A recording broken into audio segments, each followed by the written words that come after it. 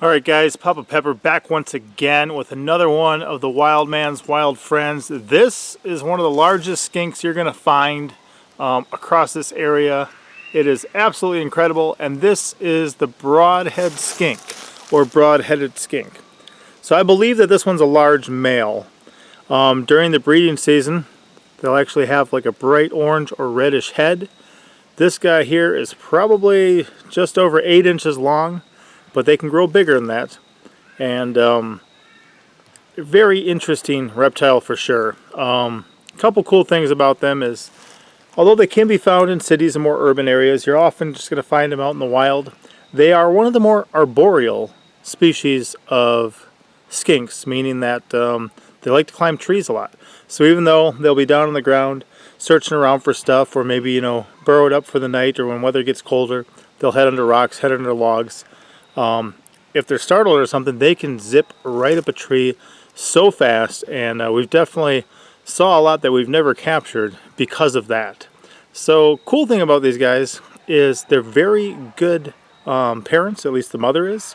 When they breed, the larger the female, the more eggs she's going to lay. So they'll lay between like 10 and 20, a little bit less than that to a little bit more. But the larger the female, the more eggs, so the males will actually seem to search out the largest female they can find, which is kind of strange to think about. But they'll look for the largest female they can find to breed with, and then that ensures that they'll have, you know, the most offspring.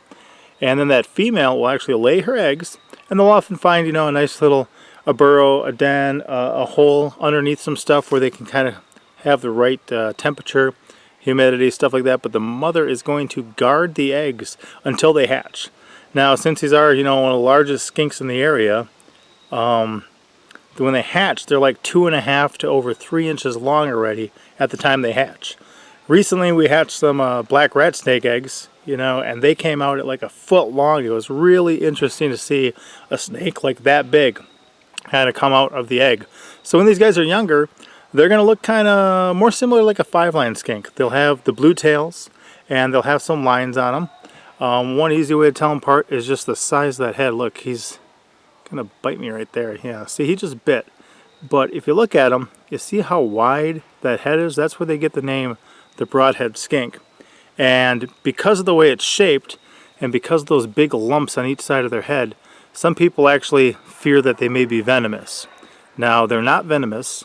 There's the Mexican beaded lizard and the Gila monster that are, but they're not venomous. They just happen to have, you know, a big fat head and a couple areas that look almost like venom sacs. If it was venomous, I wouldn't intentionally, you know, be doing that and letting it bite on me. So these guys are going to be across the southeastern United States, along the East Coast, down about halfway through Texas, up through Oklahoma, all the way to like Ohio and stuff on their upper end. I've seen them a number of places. Here we are in kind of northwest Arkansas in the Ozarks at the moment at An American Homestead, and this one was actually hiding under a log. So to see a lizard, you know, this big in this area is just absolutely fantastic to begin with, but just a beautiful specimen too. These guys can lose their tails, and that's one of the reasons too, I believe, that the young have those blue tails, is something to attract, you know, a predator. It's something that catches your eyes when you have this electric blue color out here. And then if the predator goes for the lizard, the tail can break off. I could grab this tail hard enough to break off, but also if I disturb it enough, it could just, you know, fall off. There's times when people don't actually grab the tails and the tails still detach. But if that happens with the predator, then that tail starts bouncing around and wiggling. The predator eats that tail. The predator still gets a meal, and the lizard is able to get away with its life. Thankfully, they are able to grow a new tail, which is pretty cool. But if you look at this tail, it's kind of smooth, it's uniform.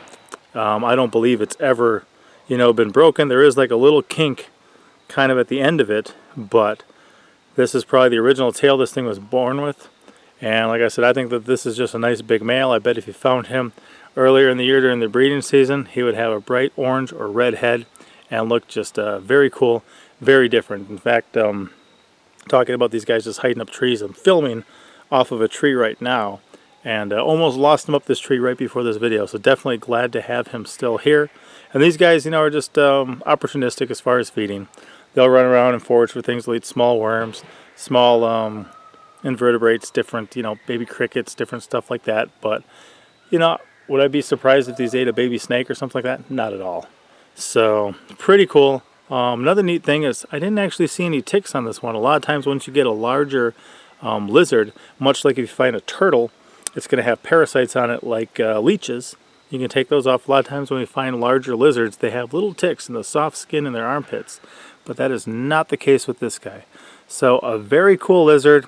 Absolutely happy to see him and meet him and know him and feature him in this series for you guys. And really to have a representative of the species. This guy is a very good representative of the species.